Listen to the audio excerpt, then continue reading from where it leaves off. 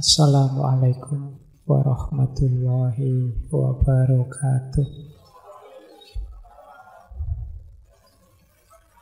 Bismillahirrahmanirrahim. Alhamdulillahi rabbil alamin. Wa bihi nasta'inu ala umuri dunya waddin. Allahumma sholli wa sallim wa barik ala habibina wa syafi'ina sayyidina wa maulana Muhammadin wa ala alihi wa ashabihi wa man tabi'ahum bi ihsanin ila yaumiddin. Amma ba'du. Bismillah, mari kita lanjutkan belajar lagi. Ini seri pertama bulan ini di tahun yang baru 2024. Semoga ganti tahun istiqomahnya tidak hilang. Semua saja semoga masih semangat belajar, semangat nambah ilmu, masih terbuka pikirannya, terbuka hatinya untuk belajar. Pikiran dan hati terbuka untuk belajar itu berarti masih merasa ilmunya kurang, masih merasa banyak yang belum dimengerti, banyak yang belum bisa. Seperti kata Sokrates, justru puncaknya kepandaian itu ketika orang merasa ternyata saya banyak tidak tahu. Itu kalau ada rasa itu berarti kalian mulai pinter. Paling tidak kalian mulai sadar kenyataan dirimu. Bahwa kita ini manusia, sehebat apapun kita pasti terbatas, pasti ada kurangnya. Jadi kesadaran bahwa saya masih belum pinter, saya masih belum bisa, saya masih belum mampu, itu penting. Menunjukkan bahwa kita akan berkembang lagi jadi lebih baik. Nah, semoga 2024 lebih baik daripada 2023 dalam aspek apapun ya. Baik, bismillah, kita mulai. Bulan ini kita membahas retorika. Ini istilah saya tidak tahu kalau di Indonesia ini mungkin istilah ini antara positif dan negatif. Ada yang bilang hanya retorika, tidak intinya. Tapi nanti dalam konteks tertentu ya orang bilang bahwa ada retorika yang tidak pas dan lain sebagainya ya. Ini tapi kalau dalam tradisi filsafat, beberapa filosof sangat serius membahas retorika ini. Karena retorika dianggap bagian dari upaya menghidupkan kebenaran. Kalau dalam kajian Islam, retorika itu mungkin setara dengan ilmu balaghah. Jadi ilmu balaghah itu kan bagaimana menyampaikan ide atau gagasan. Kalau dalam Islamic Studies ilmu balaghah itu kan isinya 3. Ada ilmu bayan, ada ilmu ma'ani, ada ilmu badik. Cuma tidak usah khawatir, saya tidak menyampaikan itu dulu. Saya tahu kalian ngeri duluan dengar istilahnya. Kita merepet-merepet dulu, kita kenali dulu makhluk yang namanya retorika ini. Dari tokoh besarnya, yaitu Aristoteles. Saya tidak perlu menjelaskan ya tokoh ini, siapa beliau, teman-teman sudah kenal semualah, apalagi yang sudah lama ngaji filsafat. Beberapa kali kita angkat beliau. Muridnya Plato, berarti cucu muridnya siapa? Sokrates. Beliau yang sangat berpengaruh nanti dalam tradisi filsafat Islam awal. Karya-karyanya diterjemahkan secara masif. Diawali di zamannya Khalifah Al-Mansur. Penerjemah Aristoteles yang paling terkenal itu Ibnu Muqaffa. Nah, malam hari ini kita belajar salah satu bidang yang jadi concern beliau. Sebenarnya ya bukunya ada, sudah diterjemah juga saya tahu. Semoga sudah ada yang baca. Ya kalau belum, saya pancing untuk minat baca malam hari ini ya. Tidak mungkin saya jelaskan detail semuanya. Saya ngomong isu-isu generalnya, nanti teman-teman kalau tertarik boleh masuk. Membaca sendiri, bukunya ada kelihatannya, terjemahan ada. Kalau yang pinter bahasa Inggris bolehlah download langsung online banyak. Karya-karya klasiknya Aristoteles. Saya tahu downloadanmu kan juga sudah banyak. Mungkin juga sudah ada. Kalau sekedar download gratis kalian kan lebih pinter. Yang belum tinggal bacanya.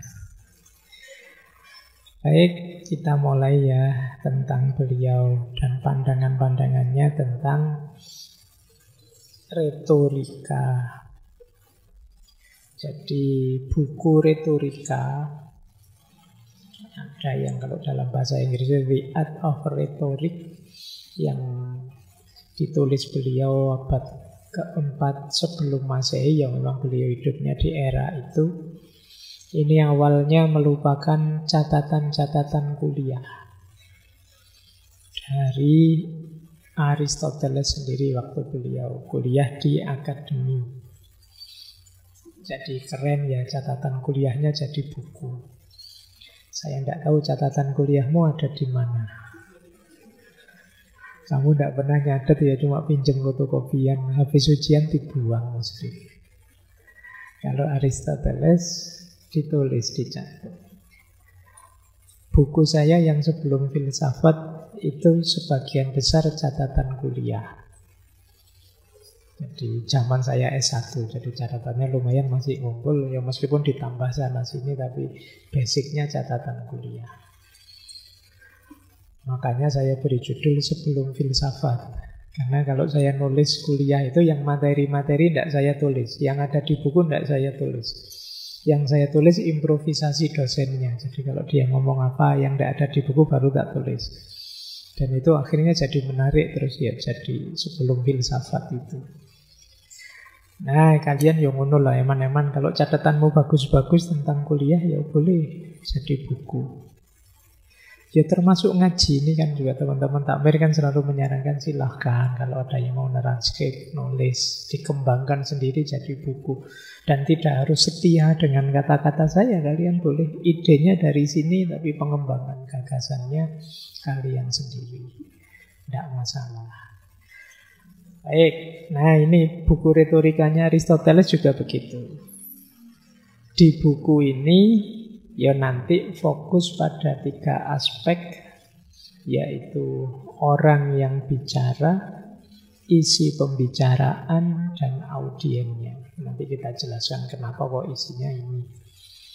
Jadi retorika itu kan ketika orang menyampaikan gagasan, menyampaikan kebenaran. Jadi kebenaran itu kan kita selama ini sibuknya kan menemukan kebenaran. Padahal aspek menyampaikan kebenaran itu juga penting. Kadang-kadang yang kalian bawa itu memang kebenaran, tapi cara menyampaikannya keliru, penangkapannya orang bisa meleset. Harusnya orang menerima, bisa saja orang kemudian terus jadi menolak. Kamu salah ngomongnya. Salah ngomong itu bisa karena caramu menyampaikan, bisa memang karena isinya keliru, atau bisa juga karena memang audiennya tidak cocok, tidak sesuai. Makanya nanti orientasinya 3. Yang ngomong, kemudian yang diomongkan, kemudian yang diajak ngomong. Ini nanti yang jadi fokusnya retorika.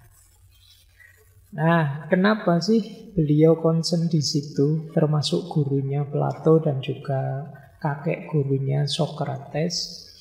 Di zaman itu Aristoteles ini bersaing dengan kelompok sofisme, guru-guru sofis. Dulu kita pernah belajar aliran sofis ini, karena orang sofis itu kan yang cara berpikirnya agak oportunistik. Dia pokoknya yang bayar siapa, ya dia berpihak ke situ. Kebenarannya bisa dibeli. Itu secara umum gambarannya kan itu. Mereka punya pandangan kebenaran itu kan relatif.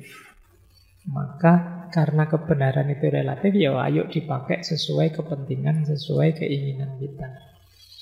Dan kelompok sofis ini, zaman itu ceritanya ya ada yang menyewa, ada yang berlatih pada mereka, latihan berpikir, termasuk latihan berretorika. Mereka ini zaman itu ceritanya melatih calon-calon pengacara, calon politisi. Sampai hari ini kan yang paling banyak ngomong dua profesi itu, pengacara dan politisi. Sayangnya hari ini tidak ada ya, misalnya tempat kursus orang sofis misalnya. Itu mereka melatih itu. Sebenarnya tidak masalah sih, monggo saja. Wong itu latihan berpikir, latihan menyampaikan gagasan. Sayangnya orang-orang sofis ini melatih, tapi mereka abai dengan kebenaran. Jadi mereka tidak peduli kebenarannya bagaimana, yang penting menang, yang penting sukses bicara, yang penting unggul dalam perdebatan. Ini gaya sofis. Itulah mengapa nanti Plato dan Socrates itu turun, bahkan Aristoteles nanti menulis retorika ini untuk menetralisir pengaruh negatif dari orang-orang sofis. Iya, retorika itu kata Aristoteles ya memang alat yang netral. Bisa, wong ini cuma cara menyampaikan gagasan. Kalau orangnya tidak peduli dengan kebenaran, ya pada akhirnya yang dia bawa hal yang salah. Kalau yang dibawa hal yang salah, sementara retorikanya canggih, akhirnya apa? Yang salah yang menang. Ketika yang salah yang menang, ya yang salah akan dianggap orang sebagai kebenaran. Itulah maka terus di sekolahannya Plato diajarkan juga retorika.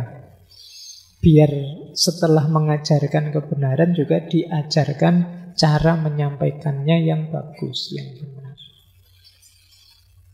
Kalian juga begitu harusnya ya. Kalian kan yo sedikit banyak punya banyak wawasan macam-macam. Latihanlah cara menyampaikan gagasan yang benar. Latihan berretorika yang baik. Kapan harus ngomong, kapan harus diam, bagaimana cara menyampaikannya. Kalau audiennya seperti ini, saya harus ngomong seperti apa, dan lain sebagainya. Karena ini nanti penting, agar orang bisa menangkap kalian ini maunya apa sih? Apa sih kebenaran yang kamu bawa? Itulah retorika. Jadi kata Aristoteles, retorika itu sebenarnya netral. Bisa membawa pada kebaikan terbesar, tapi juga bisa membawa pada bahaya atau tipuan terbesar. Sementara kebenaran memerlukan kebijaksanaan dan kelancaran dalam menyampaikannya, kelancaran bicara. Itu yang sering saya sebut, benar saja tidak cukup, kita perlu bijaksana. Bijaksana itu tahu cara menyampaikan yang pas, tahu kapan harus menyampaikan, tahu kalimat mana yang sesuai untuk menyampaikan ini, dengan cara apa, dengan cara agak ngancam sedikit, atau dengan cara senyum-senyum, atau dengan cara itu, kalian harus tahu. Jadi ini yang disebut retorika nantinya. Itulah mengapa bulan ini kita 5 sesi ngambil tema retorika. Ya paling tidak biar kalian dapat materi agak banyak lah tentang cara menyampaikan kebenaran ini. Minggu depan kita ketemu tokoh Stoik, Cicero. Kemudian juga tokoh ahli guru retorika Romawi. di minggu ketiga. Kemudian minggu keempat kita Al-Farabi, dan yang terakhir ini satu-satunya tokoh yang kita bahas, meskipun sebenarnya banyak dari tradisi retorika modern. 4 yang awal tradisi klasik. Baik, kita lanjutkan. Kata Aristoteles, what makes a man a sophist is not his faculty, but his moral purpose. Apa yang membuat seseorang jadi seorang sofis itu bukan bidangnya, keahliannya, tapi tujuan moralnya. Sama-sama menggunakan retorika, yang membuat kita jadi sofis atau tidak itu tujuan moralnya. Untuk kebenaran, kebaikan, ataukah untuk sekedar menang, sekedar unggul. Karena memang orang itu kan punya kecenderungan, aku harus menang, aku harus unggul atas yang lain. Kalau kata Imam Ghazali, kita itu punya nafas, daya jiwa namanya sabu'iyah. Sabu'iyah itu daya jiwa kehewanan, binatang buas. Jadi sibak itu binatang buas. Cirinya apa? Binatang buas itu agresif, ingin mengalahkan yang lain, ingin menaklukkan yang lain. Semua orang, disadari atau tidak, punya kecenderungan, aku harus lebih unggul, aku harus lebih baik, aku harus menang atas yang lain. Nah, ini kalau tidak hati-hati, ya seperti orang sofis tadi, melupakan kebenaran, hanya fokus pada kemenangan. Menang boleh, unggul boleh. Manusiawi dalam hidup itu memang secara tidak sadar ada proses kompetitif. Tapi pastikan kalian tidak keluar dari rute kebenaran. Kalau tidak, ya seperti kata Aristoteles ini, kalian jatuhnya justru pada sofisme. Karena tujuan moralnya jelek. Nah, definisinya apa? Kemudian retorika, nanti kalian cek bukunya ya. Ya secara umum orang mendefinisikan retorika itu the art of persuasion, seni persuasi. Mungkin diterjemahkan di bahasa Indonesia, persuasi itu semacam membujuk. Jadi membuat orang ikut kita, percaya pada kita, apa yang kita sampaikan. Itu namanya the art of persuasion.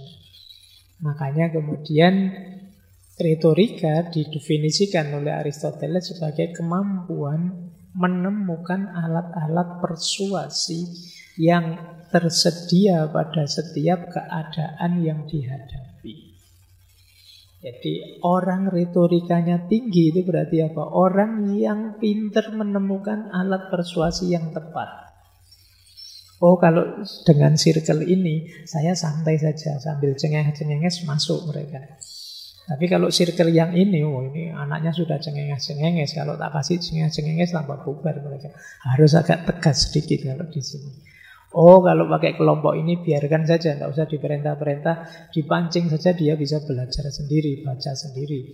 Tapi kalau kelompok ini harus dibacakan detail. Ini namanya kemampuan menemukan alat persuasi. Oh, kalau ini pakai logika yang agak kaku, agak ketat. Kalau ini harus banyak ilustrasi, metafor-metafor. Kalau hanya pakai logika tidak nyampe pikiran mereka. Ini namanya pinter, bisa menemukan alat persuasi yang tepat. Jadi kalian juga harus begitu ya ngomong. Kadang-kadang bahkan untuk orang yang sama, kelompok yang sama, di situasi yang berbeda, ya harus berbeda juga treatmentnya, alat persuasinya. Oh, kalau ini ceramah pasnya. Oh, kalau lagi situasi itu ya diskusi lah. Kalau situasinya begini, dialog lah. Tapi kalau seperti itu debat lah. Makanya Al-Quran itu kan menyebut untuk mengajak orang pada jalan Tuhan itu ud'u ila sabili rabbika bil hikmah, bisa mau'idhah hasanah, bisa mujadalah. Ini namanya alat-alat persuasi. Alat untuk ngajak orang. Ada yang diceramai saja sudah, kalau diajak diskusi macet, tidak bisa mereka. Ada yang ini harus diajak debat, ilmu ini setengah-setengah tapi ngeyeli setengah mati. Nah, kalau kayak gini ini perlu debat yang segitu ini, biar dia sadar kurangnya, dikejar terus sampai dia sadar. Tapi kalau ini anaknya pinter, dalam dia, kasih waktu merenung biar menemukan hikmah versi dirinya sendiri. Nah, ini namanya alat retorika. Lanjut ya, kata Aristoteles, orang yang retorikanya tinggi, dia punya 4 kemampuan. Yang pertama korektif, yang kedua instruktif, yang ketiga sugestif, dan yang keempat defensif. Kalau retorikamu tinggi, kamu bisa membenarkan. Kalau istilahnya filsafat Islam itu ihqaqul haq wa ibtalul batil. Jadi membenarkan yang benar dan menyalahkan yang salah. Jadi kalau kalian bisa berretorika dengan baik, kalian bisa membela kebenaran dan juga menyalahkan kesalahan. Kalau tidak ya sulit. Yang kedua instruktif. Kalian bisa mendorong orang, menggerakkan orang, memerintah orang, itu instruktif. Kalau sugestif itu menggerakkan, mendorong orang. Saya tidak langsung merintah, tapi kamu tergerak sendiri. Mungkin dengan kalimat-kalimat yang memang menggerakkan. Dan mempertahankan, defensif. Mungkin ada kebenaran yang sedang terancam, diserang, dan lain sebagainya. Kita bisa membela diri dengan kemampuan retorika yang baik. Inilah mengapa Aristoteles nulis khusus membahas tentang retorika. Sebenarnya bukunya 3. Ada buku 1, buku 2, buku 3. Kalau saya tahu yang diterjemahnya itu langsung dijadikan 1. Nah, ini definisinya. Jadi sederhananya biasanya orang mendefinisikan retorika itu the art of persuasion. Seni mempersuasi. Asumsinya retorika 2.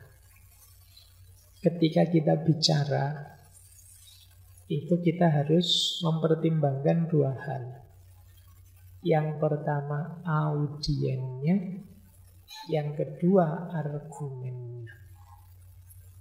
Jadi ketika kita ngomong, itu perhatikan 2 hal. Kalian harus sadar benar audiennya siapa. Yang kedua argumenmu, atau argumen itu bisa juga buktimu. Orang itu bisa percaya dengan kita, ikut kebenaran kita kalau kita punya argumen yang jelas, punya bukti yang kuat. Yang kedua, kalau cocok dengan mereka, ini namanya audien. Makanya yang agak sulit hari ini itu kan peradaban media sosial. Ketika orang eksis jarak jauh.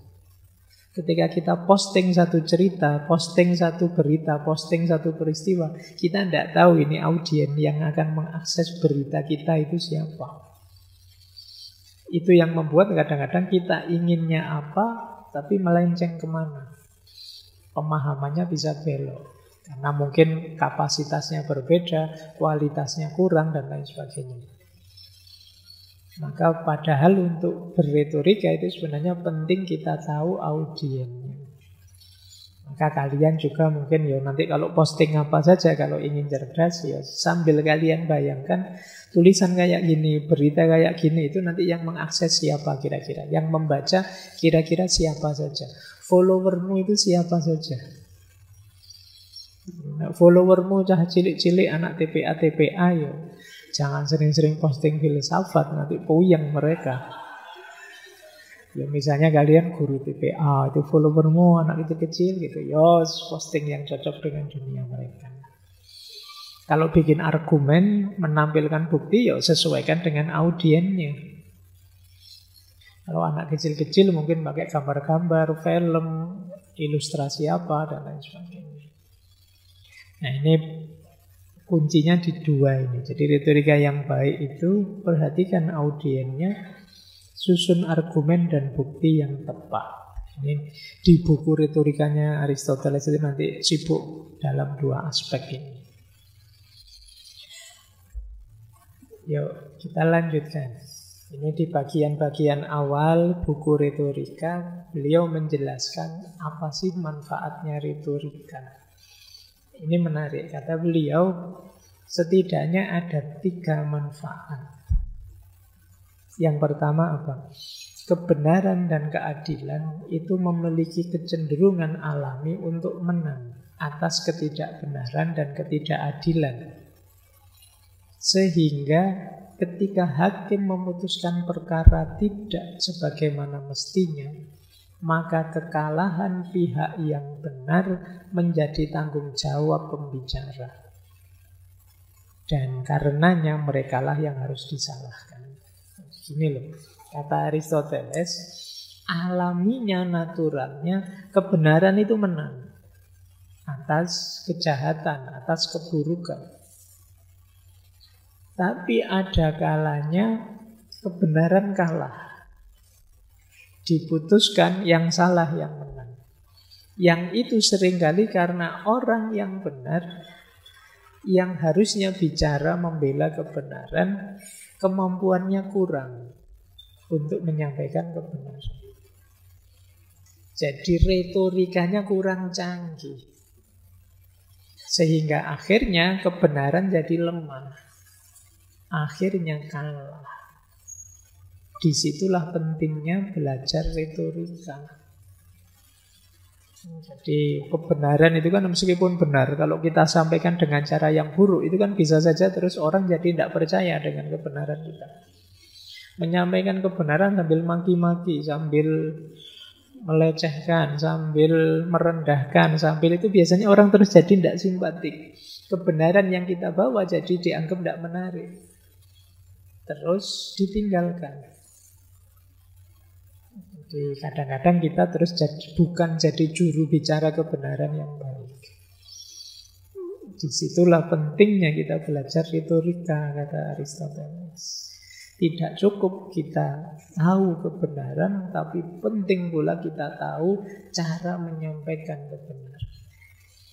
Karena jangan sampai nanti kebenaran kalah gara-gara kita yang tidak mampu menyampaikannya, tidak mampu menghidupkannya. Kita itu kan kadang-kadang sekedar ngomong saja kan bingung. Saya tahu sih Pak itu salah, tapi gimana yang ngomongnya? Karena kamu tidak terlatih menyampaikan kebenaran. Kamu bingung, perasaan saya ini benar, tapi menyampaikannya saya sulit. Ya. Itu yang disebut penting kalian belajar retorika. Jadi tidak berhenti sekedar di titik tahu kebenaran. Itu manfaatnya yang pertama. Yang kedua, kata Aristoteles, di hadapan audien tertentu, pengetahuan yang kita miliki bukan jaminan untuk membuat mereka yakin terhadap yang kita katakan. Kita harus menggunakan gagasan umum yang diketahui banyak orang sebagai alat persuasi dan argumen. Jadi kita juga perlu mengambil strategi menyesuaikan dengan audiennya. Yang ini penting dalam ilmu retorika, karena pengetahuan saja, sekualitas apapun ide gagasan kita, kalau tidak nyambung dengan audiennya, ya tidak ada gunanya. Itu sama seperti orang ngomong misalnya pada saya dengan bahasa-bahasa kimia. Angkat tangan wis aku enggak ngerti belas mesti. Atau saya ngomong ke kalian yang sama sekali enggak ngerti filsafat tapi pakai bahasa-bahasa filsafat, eksistensi, paradigma, esensi, itu ya kamu melongo saja. Enggak efektif, enggak tersampaikan. Disitulah pentingnya retorika. Dengan belajar retorika kita bisa tahu triknya, caranya menyampaikan sesuai dengan kepentingan audiens. Karena kalau tidak, ya tiwas kita capek. Yang ketiga, Kata Aristoteles, kita harus dapat menggunakan persuasi sebagai argumen yang tepat untuk memperjuangkan dua sisi yang berlawanan, yaitu sisi yang benar dan sisi yang salah. Bukan berarti kita nanti menggunakan dua-duanya, kata Aristoteles. Ya tentu saja kita tidak akan milih yang salah, tapi kita juga harus menguasai yang salah. Dalam rangka apa? Kalau nanti lawan argumen kita menampilkan yang salah, atau dengan tidak jujur, kita bisa mengcounternya. Nah, kalau yang ketiga ini untuk kepentingan debat. Dalam perdebatan, ya kita harus menguasai masalah secara dalam, baik yang benar maupun yang salah, sehingga kalau pihak sana ngomong yang salah atau memanipulasi atau bohong, kita bisa mengcounternya. Nah, teknik mengcounter yang baik yaitu tadi, diperlukan juga retorika. Baik ya, jadi ini 3 manfaatnya retorika. Ada yang tim ses. Ini harus belajar retorika. Baik, saya tidak tahu sebanyak ini, jangan-jangan ada. Oke ya, jadi ada manfaatnya ternyata belajar retorika itu. Tapi ya semoga tidak sofis ya teman-teman, yang tidak kita punya tujuan moral yang jelas, biar tidak seperti orang sofis. Nanti kemudian Sokrates juga memperjelas lagi ya. Beliau itu punya istilah dialektika. Kata beliau, retorika itu setara dengan dialektika. Jadi dialektika kalau di zaman Sokrates masih belum sedalam era Hegel. Dialektika itu ya upaya kita menemukan kebenaran. Model dialektis paling awal sebagaimana dilakukan oleh Sokrates. Sokrates itu kan ketika mengejar mencari kebenaran, bertanya lagi, sampai kemudian ada jawaban-jawaban dan terus disimpulkan. Ini model dialektis. Jadi dialektika kalau di zamannya Aristoteles lebih pada pencarian kebenaran secara umum. Itu dialektika. Nah, tandingannya dialektika itu retorika. Makanya kata Aristoteles, retorika is the counterpart of dialektik. Retorika itu padanannya dialektika. Jadi yang satu mencari kebenaran, yang satu menyampaikan atau menunjukkan kebenaran yang sudah ditemukan. Yang satu tentang kebenaran yang sudah pasti, kalau retorika tentang hal yang mungkin. Yang mungkin itu maksudnya apa? Kebenaran yang pasti tadi kan masih mungkin diterima dan mungkin ditolak oleh orang lain. Jadi dia berhubungan dengan kemungkinan. Kalau dialektika berhubungan dengan kepastian. Baik, ini untuk menegaskan saja ya, memperluas bedanya retorika dan dialektika. Alatnya sekarang. Jadi kalau kita ingin membujuk orang, ada 2 cara. Ada 2 alat, 2 perangkat. Yang pertama namanya perangkat inartistik, yang kedua perangkat artistik. Kalau inartistik itu bukti-bukti di luar diri kita, bukti-bukti eksternal. Kita ingin meyakinkan orang, itu bisa dengan bukti eksternal. Misalnya, ini loh dokumennya, ini loh rekamannya, ini loh pengakuan saksinya. Ini namanya bukti eksternal. Saya tidak bohong, ini gambarnya, meskipun gambarnya sudah di-crop misalnya. Saya tidak bohong, ini videonya dipotong misalnya. Tapi ini namanya bukti eksternal. Bukti eksternal ya bisa jadi bukti dan sangat mendukung. Kalau ini tidak dibahas banyak oleh Aristoteles. Yang banyak dibahas di retorika itu bukti internal. yang harus kita bereskan dalam diri kita sendiri sebagai orang yang berbicara. Disitulah nanti kita ketemu 3 unsur pembuktian internal. Ini terkenal sekali. Yang pertama logos, yang kedua ethos, yang ketiga pathos. Kalau kita mampu 3 ini, kemungkinan persuasi kita, penyampaian kita, bujukan kita pada orang lain akan diterima. Ini namanya bukti artistik, bukti internal. Yuk kita bahas satu-satu ya. Ambil nafas dulu sebentar. Ini masih panjang. Karena satu buku harus saya rangkum di satu sesi. Apalagi sesinya agak telat mulainya karena isaknya agak malam. Saya awali ya. Yang pertama logos. Logos itu keywordnya 3. Logic, reason, and fact. Logika, nalar, dan fakta. Jadi logos itu argumen yang didasarkan pada fakta, bukti, dan nalar atau kemasukakalan. Ini namanya logos. Cara mainnya bagaimana? Kalau kita menyampaikan sesuatu ingin diterima orang sebagai sesuatu yang masuk akal, caranya 2. Yang pertama dengan model silogisme atau istilahnya Aristoteles antimem. Antimem itu deduksi. Jadi antimem itu nanti ada premis yang sifatnya aksiomatik. Saya pakai istilah gini, kamu nyantol apa enggak? Gini loh, silogisme itu kan contohnya gini loh. Setiap manusia mati. Saya manusia, maka insya Allah nanti saya mati. Saya enggak berani, kalau saya bilang saya sekarang mati, kamu enggak jadi ngaji. Jadi saya nanti pasti juga mati.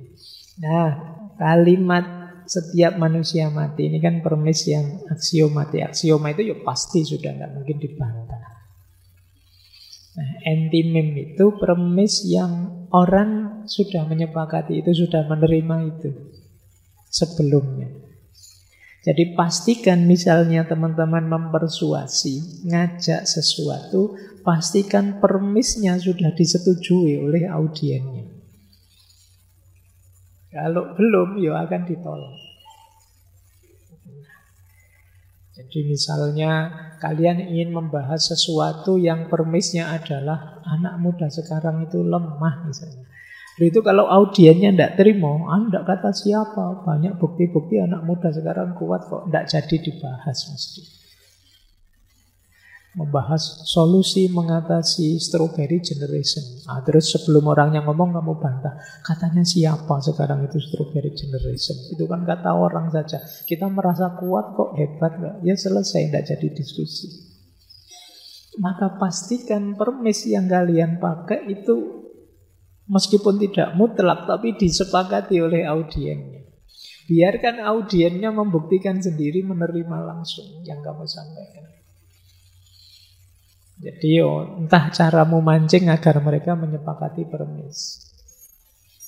Indonesia ini tidak lama lagi akan jaya, atau Indonesia ini tidak lama lagi akan hancur, dan lain sebagainya. Semoga premis-premis yang kamu berikan pastikan diterima oleh audiennya. Kalau tidak, ya ajaanmu akan tertolak, persuasimu akan tidak diikuti.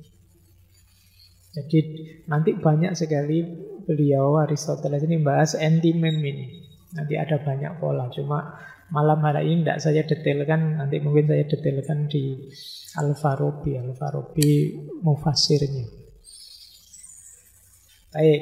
Jadi ini gaya pertama, namanya gaya deduksi. Cara bujuk orang secara logis, ya pancing dia dengan premis yang dia setujui. Kita sekarang kan sedang zaman kalau bendu toh. Iya Pak memang. Nah kalau sudah mau dengan promisnya, baru kamu masuk dengan keinginanmu. Oleh karena itu, mari kita tirakat.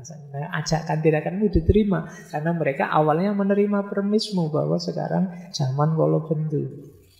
Tapi kalau orangnya tidak terima, kalau bendu di mana Pak? Wong kita asik-asik aja, ya ngopi, ya ngerokok, ya nonton drakor, ya di mana kalau bendunya misalnya. Ya selesai, nanti kamu ajak tirakat, tidak mau mereka. Jadi masuklah dengan entimen yang pas, dengan permis yang cocok, yang sesuai. Yang kedua, kalau tadi kan deduksi namanya. Kalau yang kedua induksi, induktif. Kalau ini lebih mudah. Kalian tidak membawa permis-permis, tapi membawa fakta-fakta. Coba lihat itu. Kemarin ada mahasiswa bunuh diri. Kamu sudah sulit kalau sudah diberi fakta begitu. Coba lihat itu kemarin waktu debat itu, Masya Allah misalnya. Kamu begitu ditunjukkan fakta, kamu bantahnya susah. Meskipun mungkin fakta itu sudah kamu crop, sudah kamu frame, sudah kamu arahkan sesuai kepentingan. Tapi yang seperti ini namanya induksi. Kalau tadi dengan permis, sekarang dengan fakta kamu ajak orang untuk menerima. Coba lihat itu, sakit kan dia sekarang, makanya kayak gini namanya mancing dengan fakta, membuat orang ikut persuasi. Inilah logos. Itu di situ saya tadi tidak sengaja baca itu ada kalimat menarik.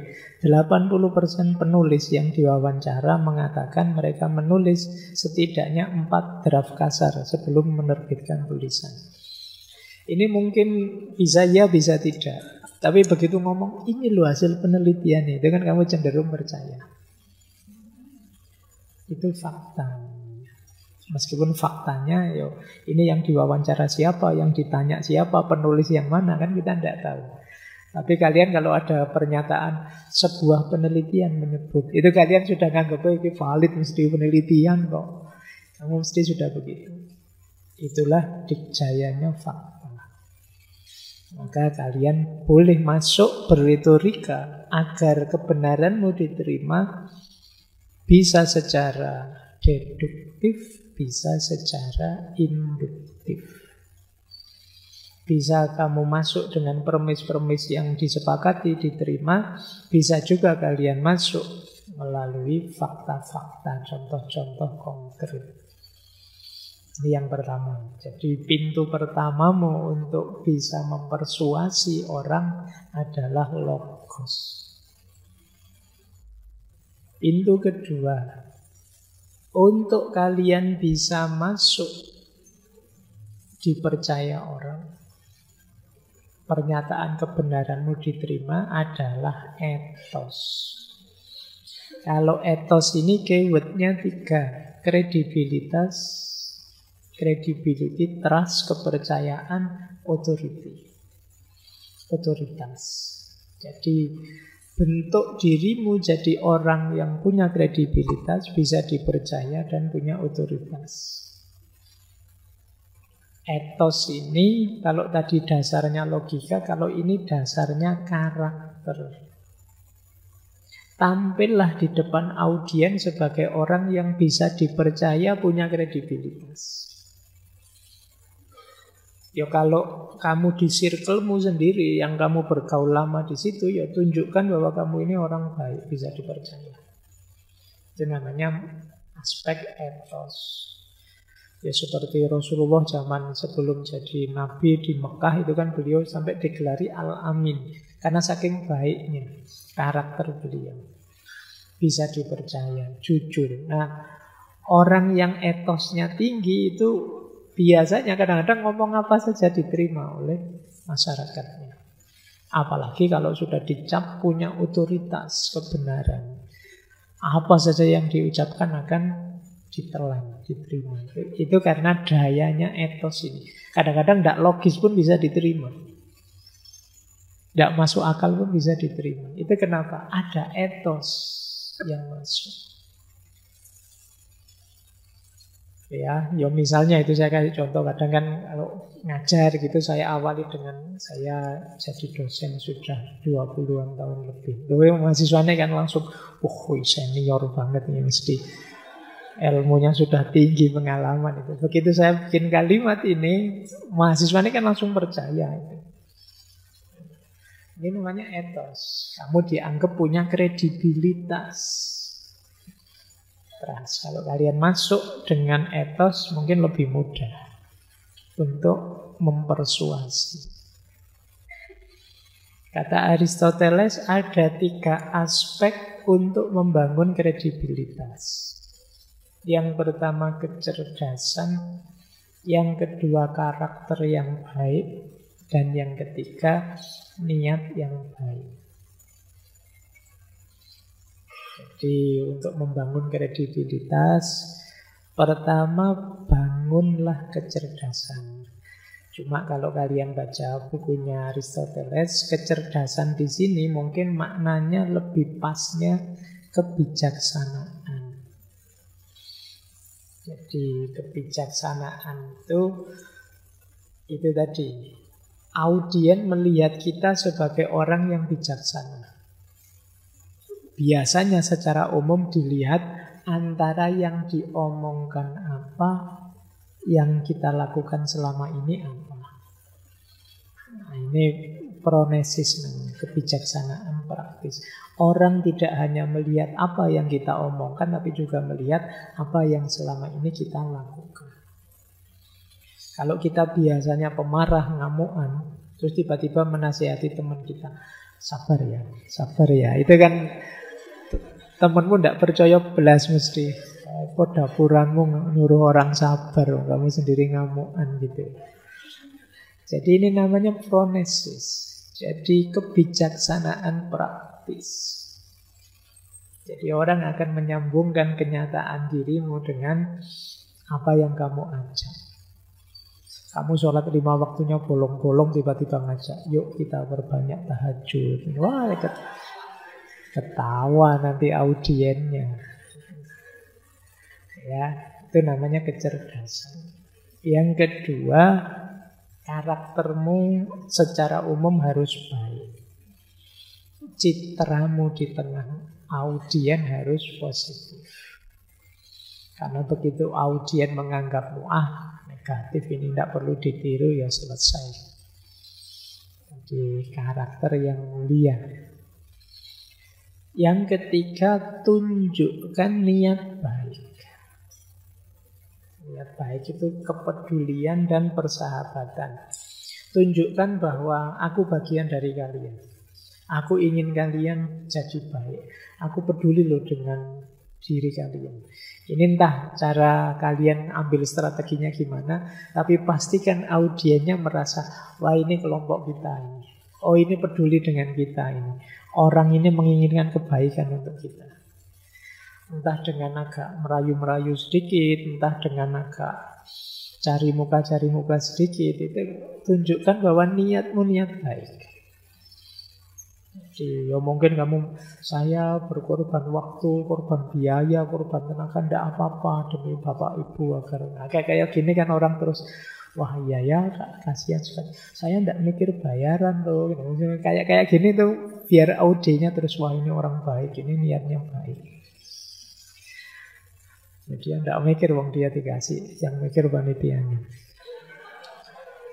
Jadi kalau ingin membangun etos yang baik, memang tidak bisa instan. Karena berhubungan dengan citra kualitas diri selama ini. Jadi, tapi kan kalau saya ngomongnya di luar circle Pak, yang jauh dari kebiasaan, orang ngundang kita, memberi ruang kita untuk bicara di ruang mereka, itu pasti karena citra kita.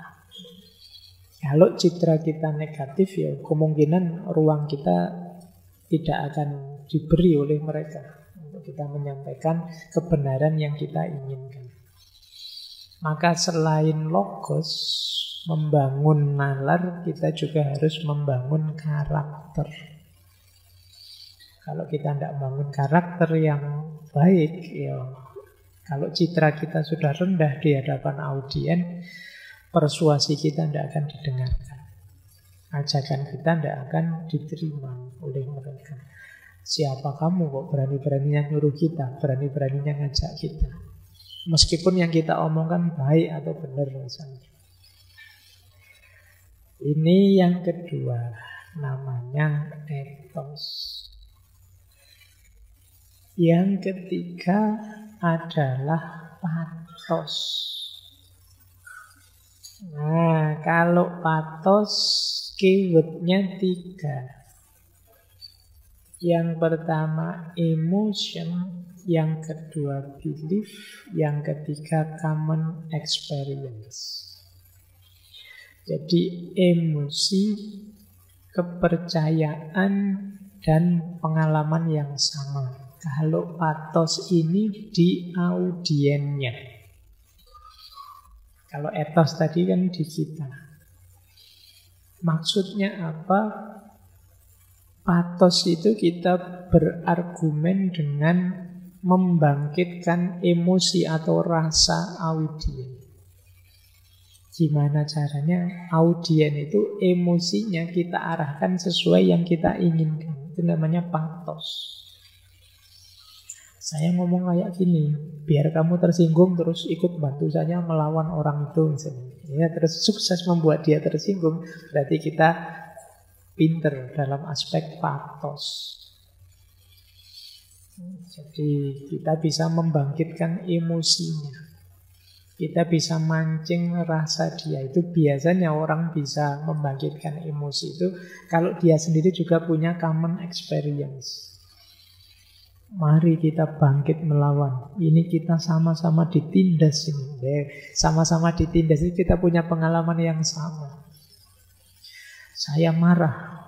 Masa Bapak Ibu tidak marah kalau situasi ini? Itu kan terus terbangkitkan emosinya. Ini namanya pathos. Lebih mudah kalau ada common experience, pengalaman yang sama, apalagi ada belief yang sama, kepercayaan yang sama. Ini kemampuan pathos ini biasanya yang teman-teman harus latihan.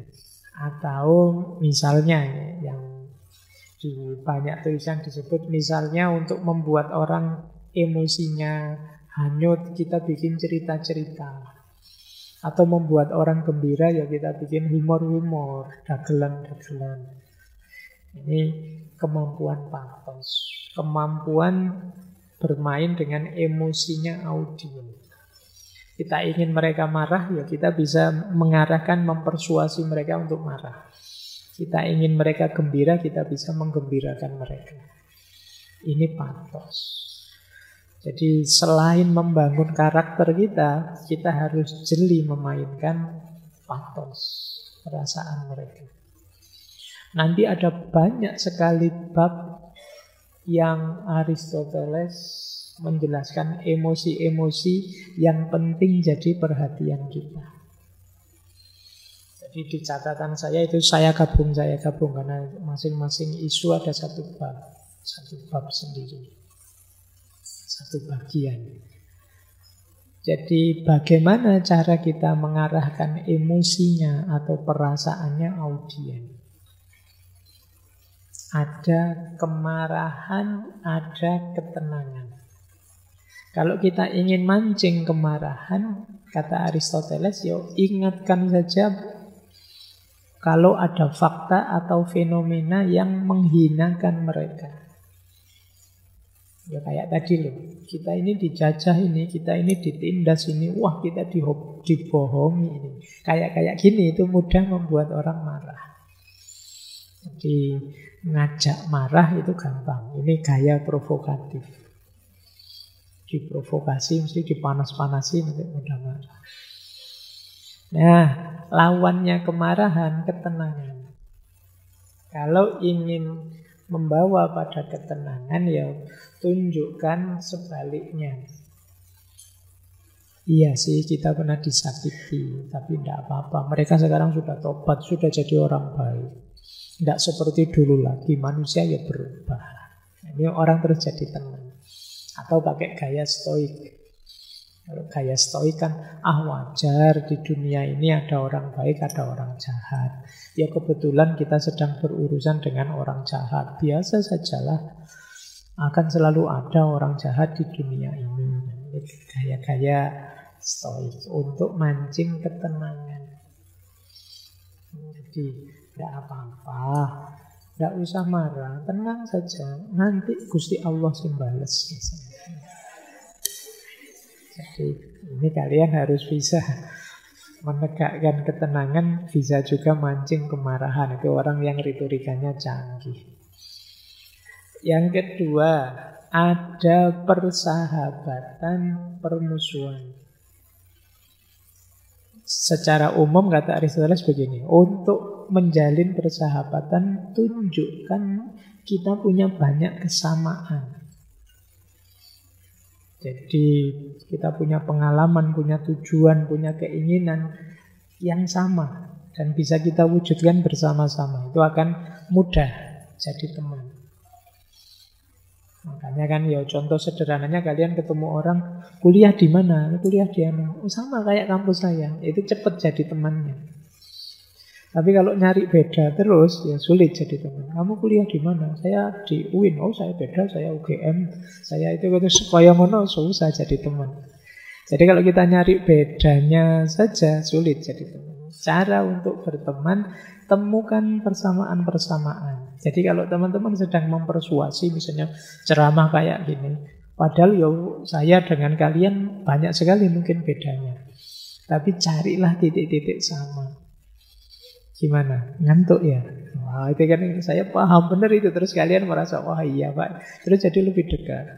Capek ya? Oh iya Pak, capek. Padahal banyak sekali yang berbeda, tapi selalu yang diangkat yang sama-sama. Jadi ketika itu mudah jadi persahabatan. Sebaliknya, kalau ingin membangun permusuhan, membangkitkan rasa permusuhan juga gampang. Cari hal-hal yang berbeda. Cari hal-hal yang tidak sama. Hal-hal yang kontras, tabrakan. Nah itu terus mudah jadi musuh. Ya kalau kita mempersuasi bukan untuk memusuhi kita ya. Kita cari musuh. Kata Aristoteles, untuk permusuhan kok seandainya sulit kita membangkitkan rasa permusuhan, kata Aristoteles, cari musuh bersama. Nah itu lebih mudah. Jadi ini orang kok gegeran terus, musuhan terus tidak bisa rukun. Nah cara merukunkan apa? Cari musuh bersama. Kalau ada musuh bersama, rukun sudah. Nah ini strategi untuk membangkitkan rasa permusuhan. Jadi rasa permusuhan itu saya membenci ini atau membenci itu caranya ya carikan yang beda. Kalau tidak ada sama sekali ya cari musuh bersama. Itu akan lebih mudah. Ada lagi yang lebih efektif apa? Ketakutan. Orang itu biasanya kalau sudah ketakutan itu mudah dipersuasi. Takut rambutnya putih kayak saya itu, terus kamu repot nyari semir lah, nyari apalah ini. Ketakutan. Terus iklan-iklan penghitam rambut terus jadi menarik bagi kalian. Takut gemuk. Wah, nanti kamu beli iklan-iklan teh pelangsing, iklan-iklan gitu terus jadi menarik buat kalian. Jadi ketika kalian ingin mempersuasi orang, coba perhatikan apa ketakutan mereka. Akan lebih mudah mempengaruhi. Jadi ya manusia ya secara natural selalu punya ketakutan. Ada ketakutan yang universal, misalnya takut tidak punya duit misalnya. Nah itu universal, bisa kalian mainkan. Hati-hati loh dengan kelompok ini. Itu kalau kalian ikut kelompok ini habis duitmu. Itu orang, oh iya ya.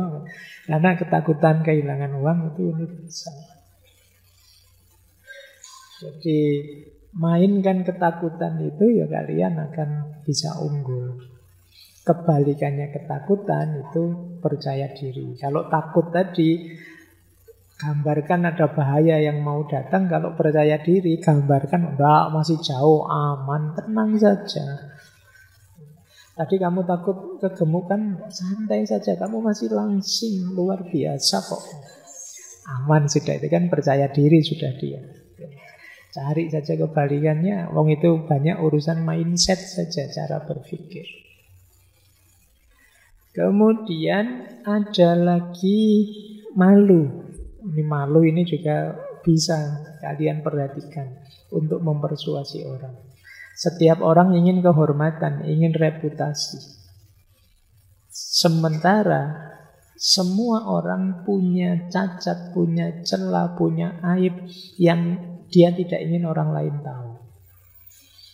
Ini bisa kalian mainkan untuk mempersuasi orang. Bisa kalian jaga, kalian hargai, kalian hormati. Bisa juga kalian ungkap kalau memang punya data tentang yang menurutmu memalukan. Ini bisa secara retorika. Kemudian kebaikan atau ketidakbaikan. Jadilah orang yang pinter memainkan isu kebaikan dan ketidakbaikan. Kenapa? Orang itu senang dipuji pasti.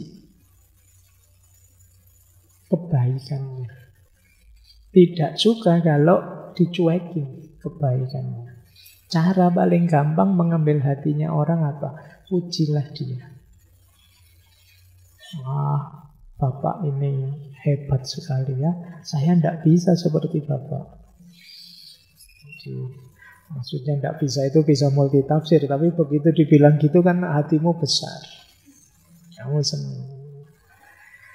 Saya sudah umur sekian, kalau kalian masih muda sih, masa depanmu masih cerah, wajahmu kan kelihatan bercahaya semua. Kamu dibilangin gitu kan, wah, luar biasa.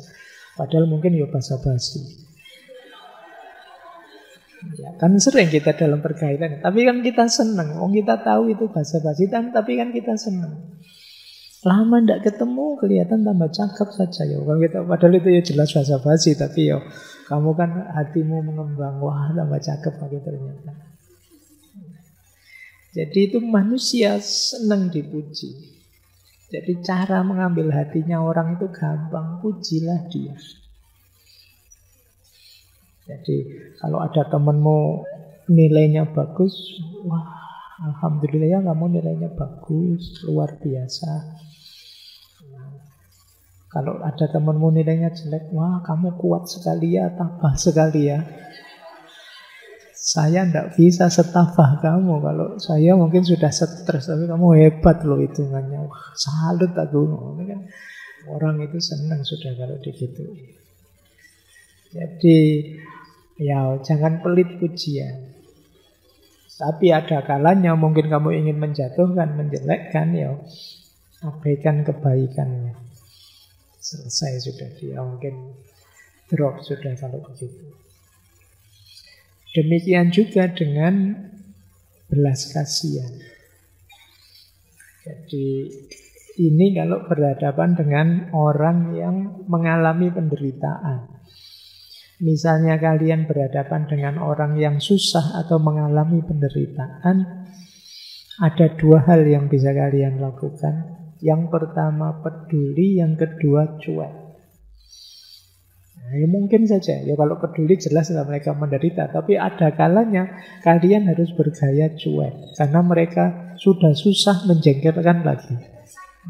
Nah, itu kalian agak cuek gimana gitu. Itu penting untuk aspek persuasi, biar mereka sadar. Nah, ini gaya-gaya bermain dengan emosi. Kemudian ada kekaguman dan kecemburuan. Kecemburuan itu rasa iri. Ya kayak tadi loh, pujilah orang, kagumi kehebatannya, orang akan senang ikut dengan kita. Atau bangkitkan rasa iri kalau mereka belum baik. Kalian kok tidak seperti mahasiswa saya yang di sana ya. Kalau yang di sini pasif semua. Itu membangkitkan rasa iri, itu mereka akan tergerak. Kok tidak seperti di tempat asal saya ya, di Jogja ini terlalu. Nah, itu kalian kan tidak terima digituin, terus ingin bergerak. Jadi kekaguman dan rasa iri bisa kalian mainkan. Inilah pathos. Jadi kalau kalian sedang berretorika, perhatikan emosi audienmu. Kalian ingin output yang seperti apa? Perhatikan titik-titik tadi, kemarahan, rasa malu, dan lain sebagainya. Baik, makanya kata Aristoteles, kehormatan dan reputasi yang baik itu sangat menyenangkan. Kenapa? Karena setiap orang membayangkan dirinya orang baik. Sehingga kalau ada orang yang mengatakan kebaikan tentang dirinya, kepercayaan dirinya akan meningkat. Jadi penilaian terhadap dirinya semakin meningkat jika dia semakin percaya orang mengatakan hal ini tentang dirinya. Ini rumus tadi ya, kebaikan. Kita semua kan merasa orang baik. Saya yakin kalian yang hadir malam hari ini itu merasa saya sudah baik kok. Padahal mungkin ya sering melakukan salah ini, khilaf itu, dosa ini, dosa itu.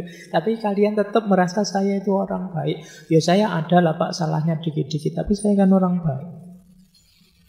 Orang itu bahkan melakukan kejahatan pun masih merasa dirinya baik. Bahkan kadang-kadang seandainya mungkin kebaikannya tidak banyak dalam dirinya. Misalnya, sampean itu kerjaannya kok korupsi terus misalnya. Terus ketika dia tidak bisa mencari kebaikan dirinya, biasanya melempar keluar. Korupsi saya paling berapa? Itu loh korupsinya jauh lebih besar. Ngapain sibuk dengan saya? Dia akan melempar keluar. Allah, wong ini kesalahan kecil saja. Lebih banyak orang melakukan kesalahan. Akan begitu. Karena secara alami orang akan mencitrakan dirinya sebagai orang baik. Ini bisa jadi kelemahan, tapi kadang-kadang juga bisa jadi kekuatan, bisa juga jadi peluang bagi kita untuk masuk lewat jalur retorika tadi.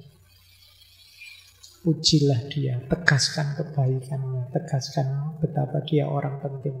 Itu akan lebih mudah masuk persuasi kita. Nah, kecil-kecil tulisannya. Jenis pidato publik. Kalau ini yang sifatnya luas, kita menyampaikan kebenaran ke publik. Ada 3 jenis pidato publik. Yang pertama pidato politik, yang kedua pidato di ruang pengadilan, yang ketiga pidato seremonial, ya ngomong di depan masyarakat umum. Jadi kata Aristoteles ada 3 jenis pidato. Kalau pidato politik, audiennya ya orang-orang politik, anggota dewan. Kalau pidato di ruang pengadilan, ya audiennya para juri, termasuk mungkin hakim, jaksa yang ada di ruang pengadilan. Kalau pidato seremonial, audiennya umum, publik yang nonton kita bicara. Kayak ini namanya seremonial. Nah, kemarin kalau kampanye itu pidato politik. Kategorinya sekarang, kalau pidato politik itu biasanya isinya rencana atau himbauan dan penolakan. Ini loh yang baik, kalau yang ini tidak baik. Saya mau melanjutkan ini, tapi yang ini saya tolak. Misalnya, ini pidato politik. Rencana saya ini. Saya tidak setuju yang itu, saya ingin ini. Ini kategorinya itu. Kalau di ruang pengadilan, itu ya menerima dan menolak. Saya terima tuduhannya atau saya tolak tuduhannya. Kalau umum itu ya isinya pujian atau celaan kata Aristoteles. Jadi memuji orang atau mencela orang, memuji sesuatu atau mencela sesuatu. Kalau dalam Islam kan ya antara amar ma'ruf atau nahi mungkar. Nah, terus waktunya. Kalau political speech, pidato politik itu masa depan. Ya politikus itu kan isinya janji-janji untuk ke masa depan. Besok saya begini, nanti akan saya tolak ini. Ya kita tidak tahu konkretnya gimana. Yang penting ini realisasinya di masa depan. Tentang masa depan. Ke depan saya ingin begini loh, ke depan saya ingin begitu, kan selalu begitu. Pasti tidak sekarang. Kemudian contohnya banyak, saya tidak perlu nyontoh lah, kalian bisa hafal. Janji-janji politik itu kan di mana-mana ada, bertebaran. Semuanya di masa depan. Kalau di kita selama ini kan ngertinya masa depan itu sesuatu yang belum jelas, belum pasti. Jadi kalau kalian besok, kok dulu janjinya apa, sekarang apa? Lu kan bukankah sudah jelas dulu bahwa masa depan itu belum pasti? Ya jangan kecewa. Rumusnya kan memang begitu. Nah, terus masa lalu, kalau tentang pidato pengadilan tadi adanya di masa lalu.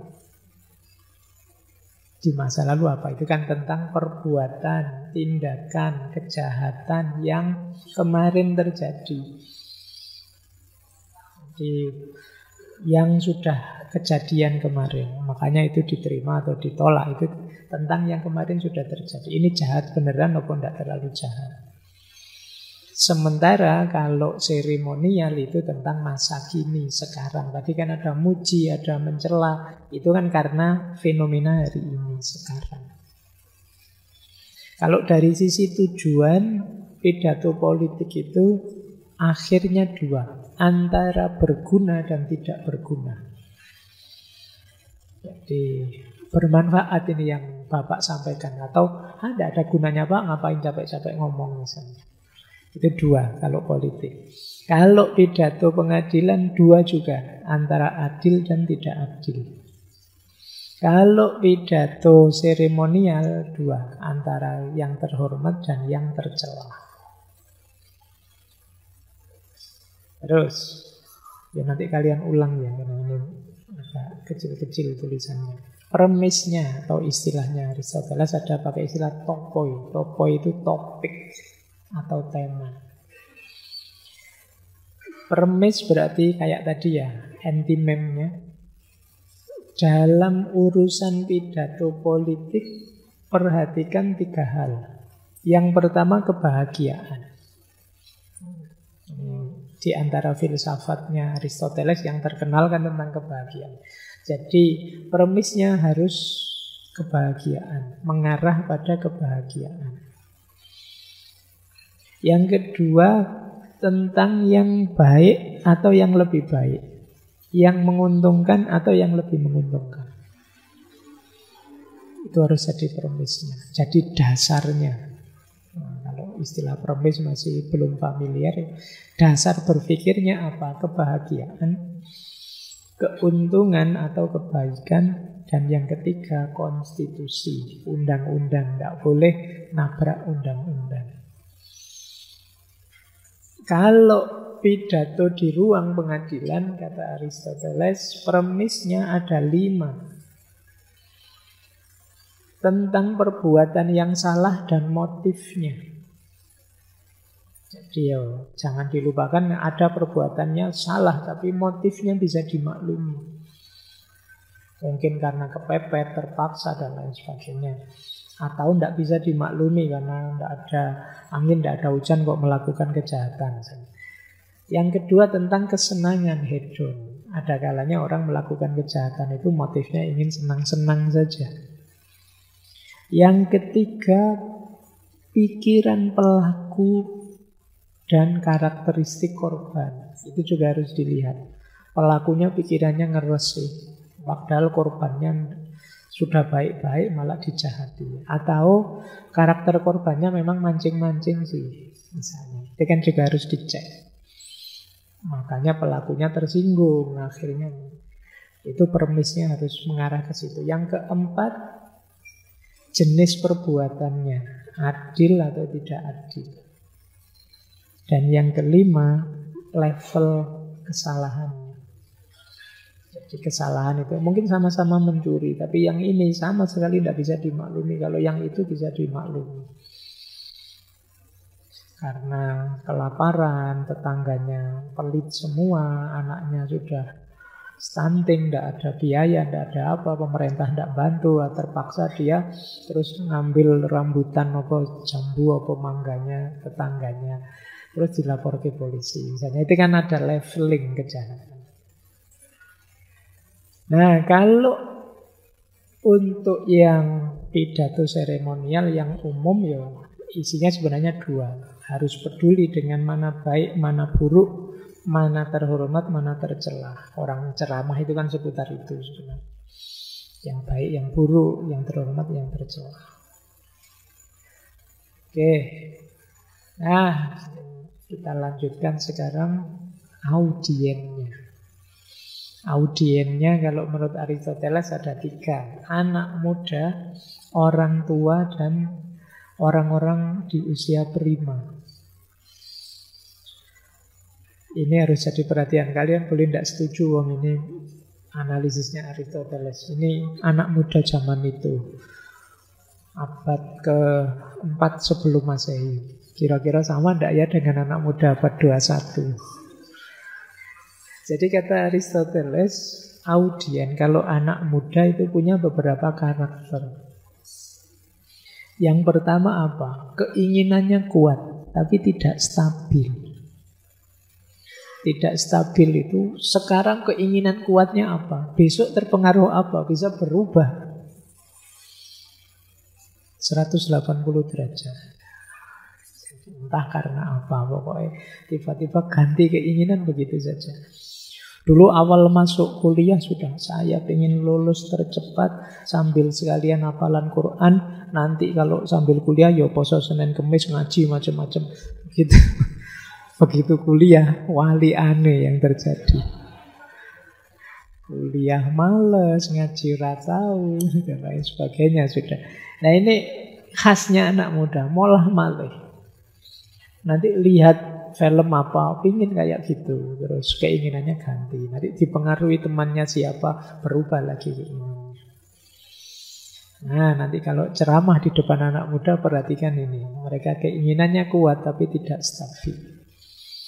Makanya tiap ngaji selalu saya wanti-wanti, istiqomah ya, karena khawatir saya itu tadi, berubah terus minatnya.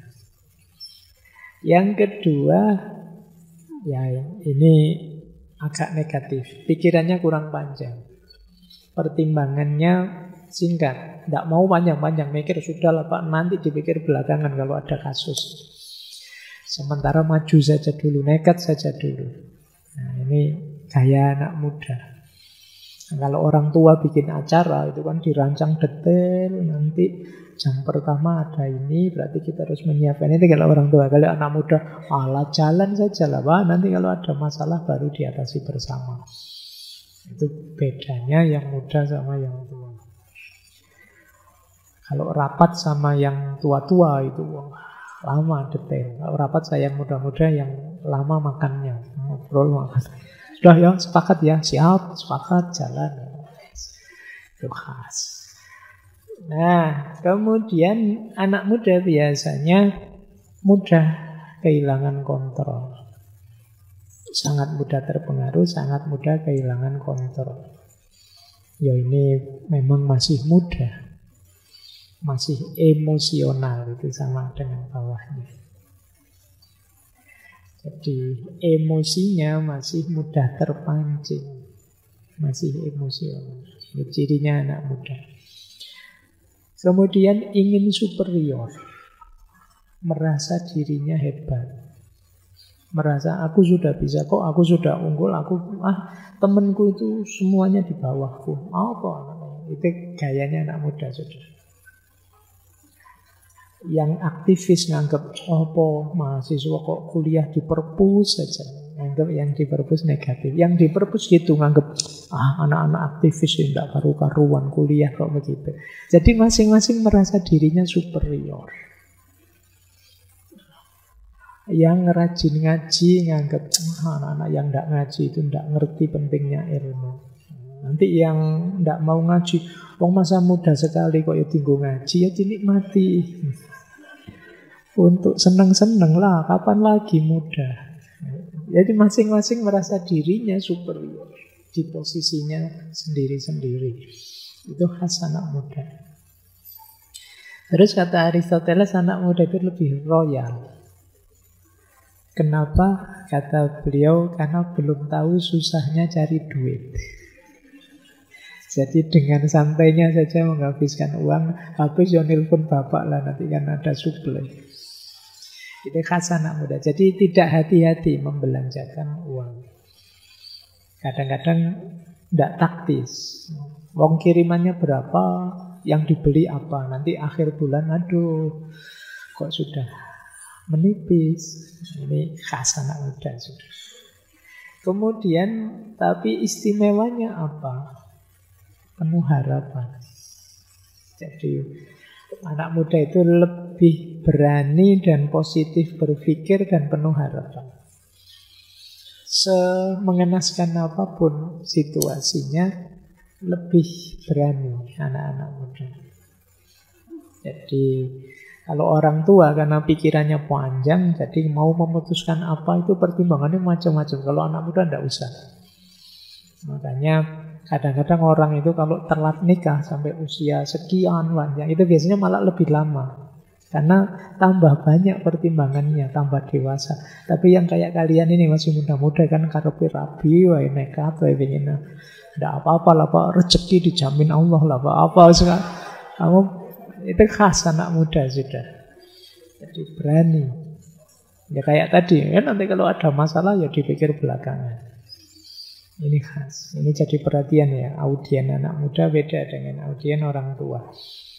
Nah, anak muda juga mudah percaya tapi sekaligus mudah dibohongi. Nah, kalian karena masih mudah terpengaruh, pengalamanmu belum panjang, belum luas. Lebih mudah dibohongi. Terus sering berlebihan, agak lebay. Ini khas anak muda. Allah, urusan biasa-biasa rasanya luar biasa. Ini khas anak muda. Sering merasa heboh sendiri. Nah, itu khas anak muda. Kemudian mencintai teman. Kata Aristoteles, anak muda itu biasanya lebih setia dengan temannya daripada pacarnya. Ya kamu boleh baca bukunya. Maksudnya senang bersahabat. Kadang-kadang diperintah orang tuanya apa, alah, tidak terlalu mendengarkan. Tapi begitu temannya ngajak, wah, tidak berani dia. Harus, kalau teman itu lebih setia kawan. Itu anak muda. Kemudian yang terakhir, merasa tahu. Itu khasnya anak muda. Seolah-olah saya sudah ngerti. Kalau cuma gitu bisa lah. Kira-kira bisa sebenarnya. Tapi bisa ya, bisa enggak. Tapi merasa tahu. Nah, nanti setelah ini mungkin kalian merasa, sekarang saya tahu retorikanya Aristoteles, kan sudah langsung merasa begitu.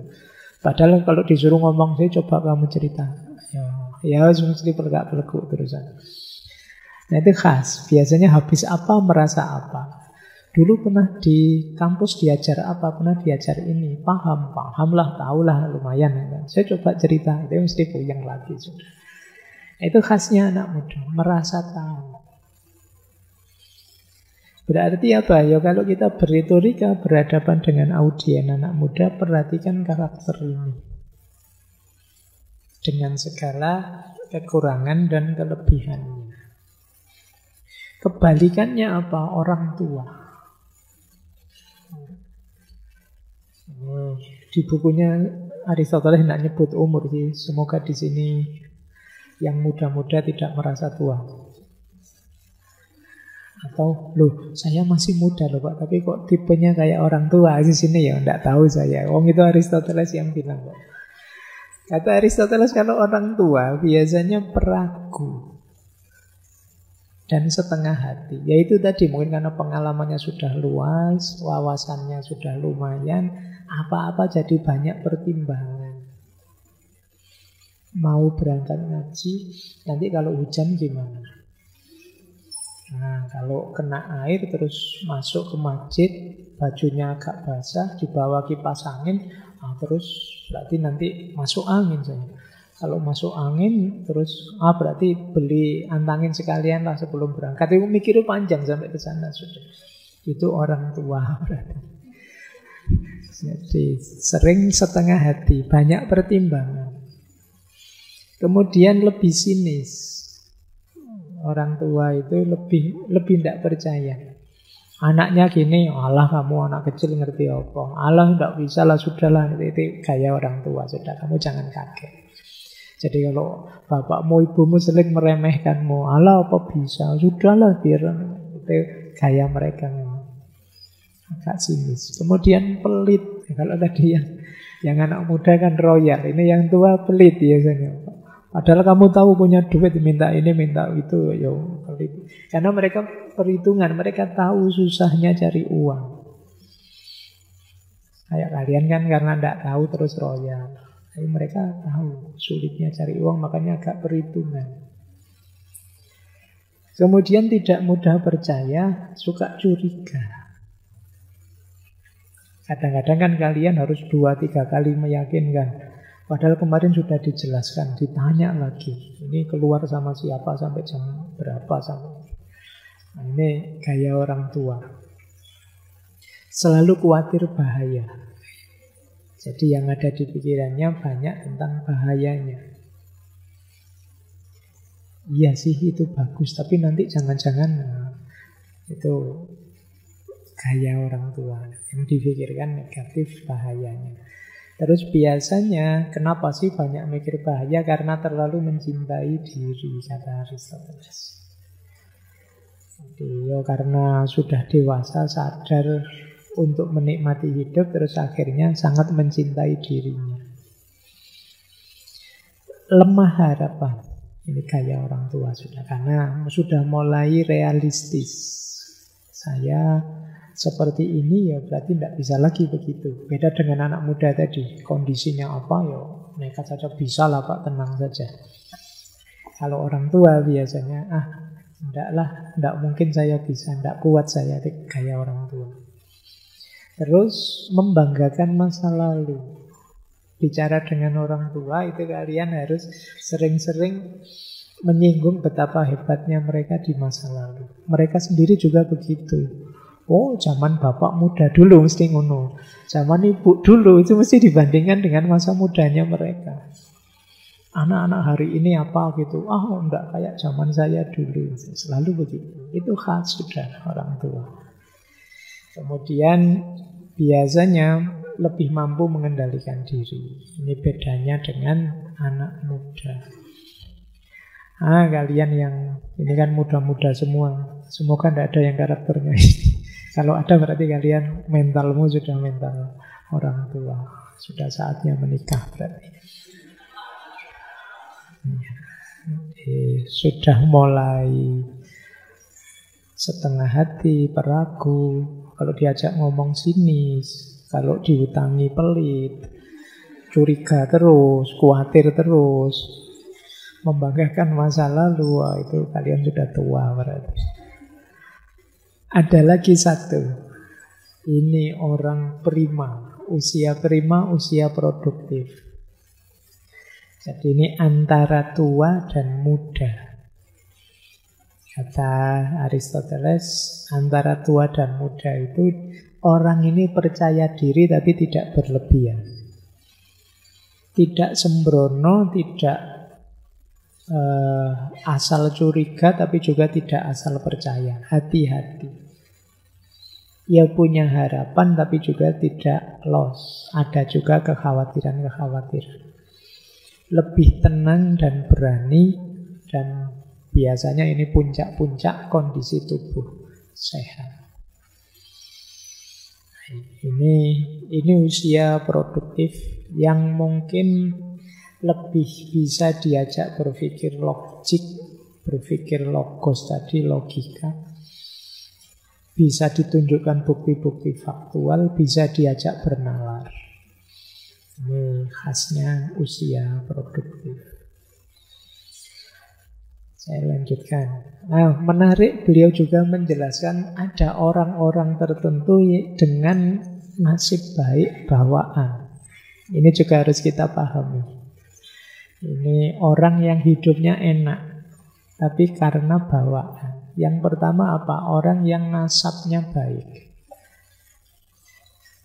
Lahir jadi keturunannya pejabat, lahir jadi keturunannya orang terkenal misalnya. Orang dengan nasib baik dari aspek keturunan itu biasanya kecenderungan itu ya berarti tidak selalu terjadi, tapi mudah punya karakter ini, yaitu lebih ambisius dan cenderung memandang rendah orang lain. Jadi orang yang dengan keturunan nasab yang baik itu biasanya merasa aku lebih tinggi, yang lain lebih rendah. Dan biasanya lebih ambisius. Dia ingin setara atau mungkin melampaui nenek moyangnya yang dari keturunan yang dianggap mulia tadi. Ini gaya ini ya. Jadi kalau kalian punya teman kok anaknya pejabat, anaknya orang hebat, itu ada karakter ini kata Aristoteles. Ada kecenderungan ambisius dan memandang orang lain lebih rendah. Ya mungkin tidak semua, tapi kecenderungan. Atau orang yang keturunan orang kaya. Orang yang keturunan orang kaya itu biasanya, kata Aristoteles, suka meremehkan orang lain dan sombong. Ya pantas lah ya kaya sombong itu kan. Lumayan ada yang disombongkan. Jangan kayak kita wis randuwe apa-apa sombong. Atau dia merasa punya segalanya. Apa sih yang aku tidak punya? Itu gayanya anak-anak yang kaya keturunan. Kemudian mengukur semuanya dengan kekayaan. Seolah-olah segalanya bisa dibeli. Alah tenang saja, saya ada uang, kamu tidak usah sedih. Gayanya anak yang kaya sejak keturunan. Dan suka pamer biasanya. Anaknya orang kaya berarti. Ya kalau orang miskin mau pamer apa? Itu khas kata Aristoteles. Ini maksudnya apa? Untuk diperhatikan kalau kita mempersuasi kelompok-kelompok ini. Yang ketiga, orang yang lahir dari orang tua yang punya kekuasaan. Biasanya kata Aristoteles yang pertama apa? Dia ingin melakukan hal besar. Jadi ingin sekuasa orang tuanya, nenek moyangnya. Kita ini keturunan orang besar, mari melakukan hal besar. Kemudian biasanya secara tidak sengaja dia ingin juga bertanggung jawab. Ingin berkuasa juga, ingin menguasai. Mungkin di kalangan temannya, di kalangan sejawatnya itu dia gayanya sebagai yang ngatur, yang menguasai. Meskipun kalau tidak hati-hati jatuhnya bisa jadi arogan. Nah, kalian yang mungkin nanti berhadapan mempersuasi kelompok-kelompok ini, perhatikan karakter-karakter tadi. Baik, saya lanjutkan. Nah, ini menarik. Kata yang menjelaskan kekayaan tadi. Ada ilustrasi begini dari Aristoteles. Ketika Simonides sedang berdiskusi tentang kebijaksanaan dan kekayaan dengan istri Heron, dan dia bertanya padanya, mana yang lebih baik, menjadi bijak atau menjadi kaya? Dia menjawab, menjadi kaya. Sebab aku melihat banyak orang bijak duduk di depan pintu orang kaya. Ya ini saya sampaikan buat bahan kalian saja ya. Enak mana jadi orang kaya sama orang pinter? Ya mending jadi orang kaya kata Simonides. Kenapa? Banyak orang pinter yang tunduk di depan orang kaya. Berarti levelnya lebih tinggi orang kaya. Apa iya begitu? Ya anggap saja ini nasihat buat kalian. Kalau kalian pinter, ya jangan jual ilmumu. Tetap utamakan kebenarannya. Ini juga ada quote yang menarik. Ada orang-orang, Kata Sokrates, yang punya pikiran begini. Tetapi orang-orang kemungkinan besar berpikir bahwa mereka bisa berbuat salah tanpa harus dihukum jika mereka adalah pembicara yang baik atau orang yang punya pengalaman dalam bidang litigasi, atau jika mereka punya banyak teman, atau jika mereka kaya. Ada orang-orang yang merasa kebal hukum, merasa kalau salah bisa tidak dihukum.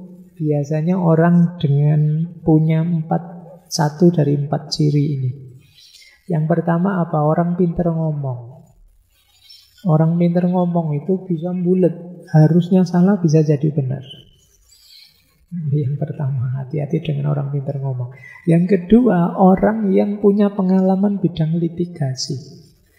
Jadi pengalaman di pengadilan, pengalaman tentang hukum, ngerti celah-celahnya, ngerti. Kayak pengacara misalnya, itu kan pengalaman di bidang litigasi. Dia tahu kalau ini tidak bisa dihukum, kalau ini itu. Orang kedua. Orang ketiga, orang yang temannya banyak. Ini juga biasanya merasa aman. Apalagi temannya orang dalam semua. Itu bisa aman. Dan yang terakhir orang kaya. Orang kaya itu biasanya tenang saja, aman, ada masalah apa, bayar saja, beres. Nah, kata Aristoteles, ada orang yang punya mindset begini.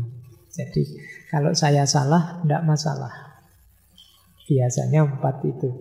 Orang yang banyak omong, orang yang paham celah-celahnya hukum, orang yang punya banyak teman, atau orang kaya. Cuma ini kata Aristoteles, ini anggapannya, kecenderungan wataknya. Jadi mentang-mentang kaya terus kalian cenderung salah tidak apa-apa. Mentang-mentang ngerti hukum dan celah-celahnya kalian cenderung salah tidak apa-apa. Mentang-mentang pintar ngomong salah tidak apa-apa, nanti bikin alasan saja. Jadi ini beberapa ilustrasi dari bukunya. Detailnya bisa kalian baca. Nah, selanjutnya ada pertanyaan begini dari buku Retorika. Apakah etis kita mengubah pesan agar lebih dapat diterima untuk audiens? Misalnya kita ingin menyampaikan kebenaran. Wah, ini kalau saya sampaikan, audiennya mesti tidak setuju, mesti tidak nyampe. Padahal ini kebenaran yang mau saya bawa. Nah, ini kalau harus saya adaptasi, apa boleh kebenaran ini saya ubah demi agar bisa diterima oleh audiens? Jawabannya Aristoteles apa? Golden mean. Golden mean itu jalan tengah. Ini kan konsep etiknya Aristoteles yang nanti banyak berpengaruh juga di etikanya para filosof muslim seperti Imam Ghazali dan Ibnu Miskawai. Ya tengah-tengah, jangan ekstrim. Jadi ekstrim bagaimana yang dimaksud? Ekstrim pertama yaitu memberitahu orang hanya apa yang ingin mereka dengar. Kita jadi kaki tangannya banyak orang dan kita menyembunyikan kebenaran.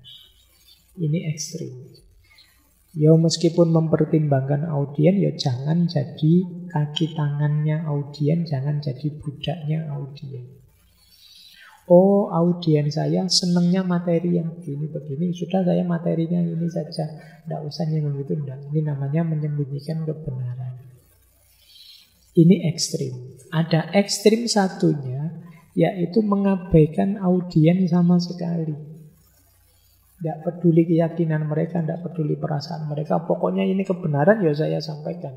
Tidak peduli mereka marah, tersinggung, dan lain sebagainya. Ini juga ekstrim. Dari dua ekstrim ini, ambillah tengah-tengah. Sampaikan kebenaran, tapi dengan cara yang baik, yang menarik mereka. Tegas tapi lembut. Ambil adaptasi yang sesuai.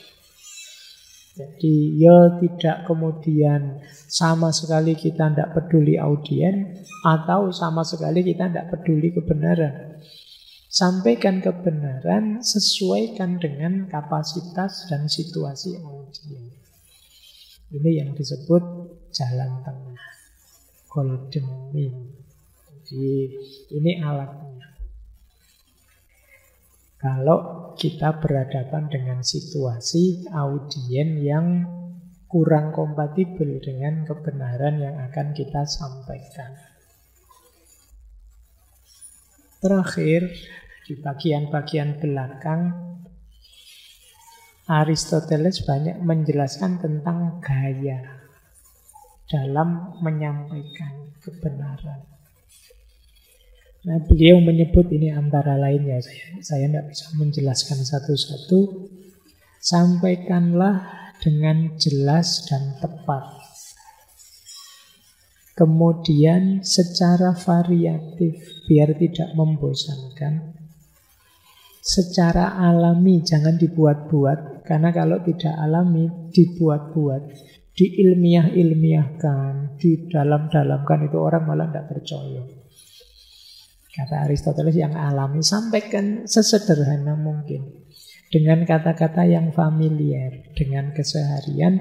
Kalau menggunakan metafor, ya ambil metafor yang sesuai, ambil analogi-analogi yang cocok. Karena kadang-kadang metafor yang tidak sesuai itu justru menyulitkan.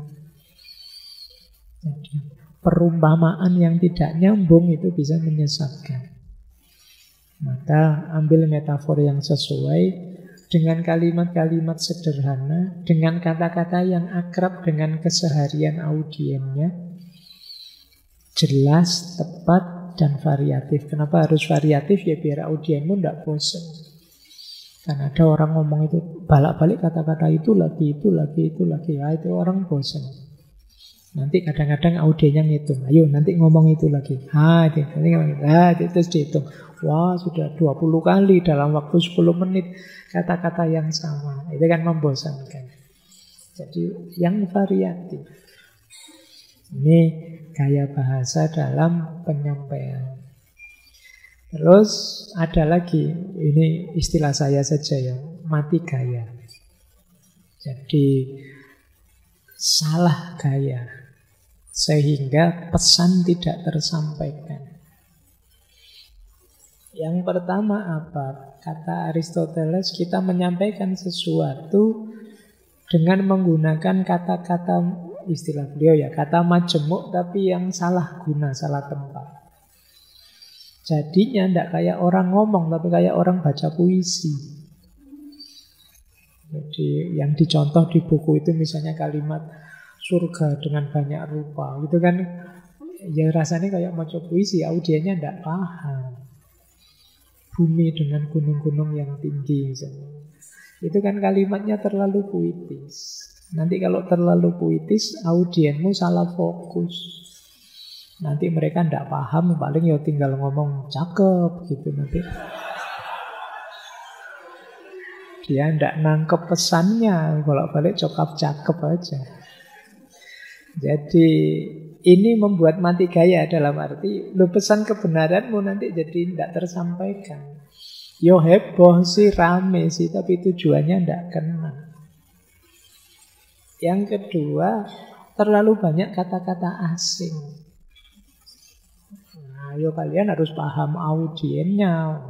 Khotbah Jumat di desa yang terpencil, kalian pakai kalimat-kalimat filosofis. Bagaimana kita mengupgrade eksistensi kita sehingga ayo jangan kasihan, pakai kalimat yang familiar dengan mereka. Jadi tidak harus pamer istilah-istilah keren yang bisa jadi tidak tertangkap esensi kebenaran. Gunakan kata-kata yang mudah dipahami. Yang ketiga, kadang-kadang orang menggunakan epitet. Epitet itu sebutan atau julukan yang tidak pada tempatnya, tidak cocok, atau terlalu sering, terlalu diulang-ulang. Itu juga sering menutupi kebenaran. Makanya dalam Al-Quran itu kita dilarang wala tanabazu bil alqab, dilarang memberi gelar-gelar yang buruk. Itu epitet yang tidak pada tempatnya. Wong mau ngajak orang pada kebaikan kok malah terus ngasih label audiennya, bapak ibu ini kan masih kafir semua, jadi lo iya, ya orangnya mental nanti. Tidak jadi fokus pada kebenaran yang kita sampaikan, tersinggung duluan. Jadi kalian kan masih mahasiswa, bau kencur, masih kayak gini kan menyakitkan. Atau tidak cocok, tidak sesuai. Jadi ini yang harus hati-hati membuat mati gaya. Atau terlalu sering. Ya sebenarnya cocok sih, ya memang masuk akal disebut begitu, tapi kalau diulang-ulang terus ya orang jengkel, bosen. Itu lagi. Nah, ini juga harus hati-hati. Dan yang terakhir, metafor yang tidak sesuai. Jadi mengambil analogi, mengambil ilustrasi yang tidak cocok. Itu membuat orang salah paham. Baik, saya kira itu untuk materi yang pertama. Nanti kita akan perdalam lagi retorika kita di bulan ini. Masih ada 4 materi lagi. Ini materi paling awal, paling dasar. Semoga teman-teman sedikit-sedikit sudah tahu gambaran, oh seperti itu retorika, termasuk nilai pentingnya untuk kita. Baik, saya kira itu ya. Kita lanjutkan lagi insya Allah minggu depan. Ketemu dengan filosof Stoik Cicero yang juga menulis buku tentang retorika. Untuk malam hari ini kita cukupkan dulu. Saya akhiri sekian. Wallahul muwaffiq, wallahu a'lamu bissawab. Wassalamualaikum warahmatullahi wabarakatuh.